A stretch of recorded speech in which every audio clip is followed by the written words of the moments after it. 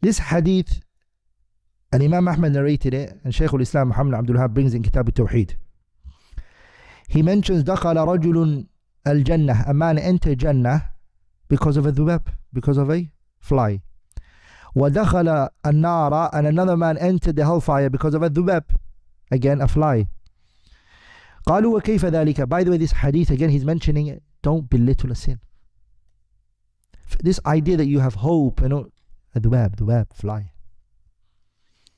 So what's the hadith? قالوا وكيف ذلك. The Sahabas, they asked, Ya Rasulullah, how did a man enter Jannah because of a dhubab? Another one entered the hellfire because of a dhubab, a fly. He said, مَرَّ رَجُلَانِ, these two men, they went by على قوم لهم صنم, they went by people who had an idol that they worshipped. No one can go by them unless يجوز here, it means أن يمروا. No one is allowed to go by these people who worship the idol. You can't go by them until you do what? حتى يقرب, until you find nearness with the idol. You have to do taqarrub, يعني something that you try to get nearness to the idol. You have to do an act of worship that you try to find nearness to this idol. You have to. You can't go by this village or these people.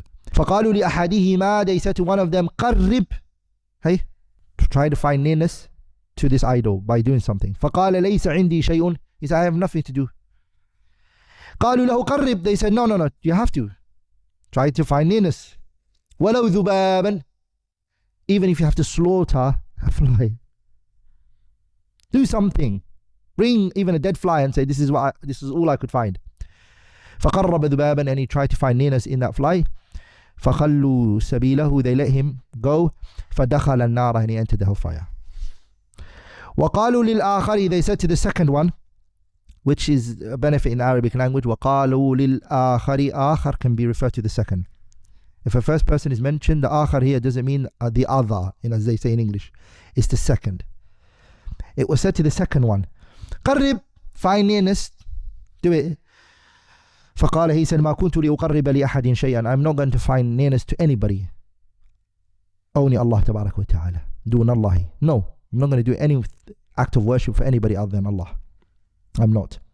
فضربوا عنقه, they striked his neck, and he killed him. فدخل الجنة, and he entered Jannah. This hadith, the scholars, they spoke about it. First of all, this hadith shows that this was an act of worship. قُلْ إِنَّ صَلَاتِي وَنُسُكِي وَمَحْيَا. Nusuk means what? Slaughter. So the dhubab is a slaughter.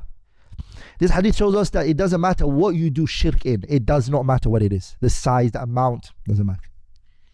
And it even doesn't matter if somebody worships a donkey, for example, and another person worships a prophet. You're both mushriks. You can't say, no, but that's not fair. He's dumb. He worships a donkey and I worship a prophet. No, both of you are what? Mushrikeen. Does that make sense? It doesn't matter what you're worshipping. But the scholars, they mentioned an ishkal. And they said, this doesn't make sense. This hadith, how was the other one taken to the hellfire if this was ikrah, if he was under duress?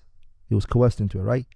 And Allah subhanahu wa ta'ala says in the Quran, إِلَّا مَنْ أُكْرِهَ وَقَلْبُهُ مُطْمَئِنٌ بِالْإِيمَانِ, that the person who is forced to do an act, whether it be shirk, whether it be kufr, whether it even be ma'asi or sin, as long as you don't let it steep into your heart, inshallah ta'ala, there's no punishment for you. So you're not going to be punished for it. So how do we reconcile that with this ayah? The scholars, they responded by two responses. Number one, they said there was no coercion. He wasn't coerced into it.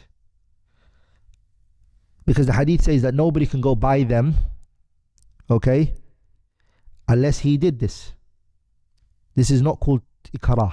Ikrah means when the person fears for his life. So he could have just returned and left. Okay? Then the question here is, why did they kill the other one then? Who said no? Why did they kill him for?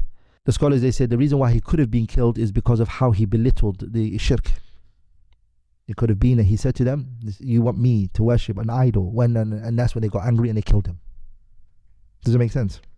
That's one view of the scholars, that they say was tasfihul lil ma'budat. He belittled what they were worshipping and what they were trying to worship, which is the idol. Another group of scholars, they said The difference is that the one who did it and slaughtered it, the dhubab, he actually meant it.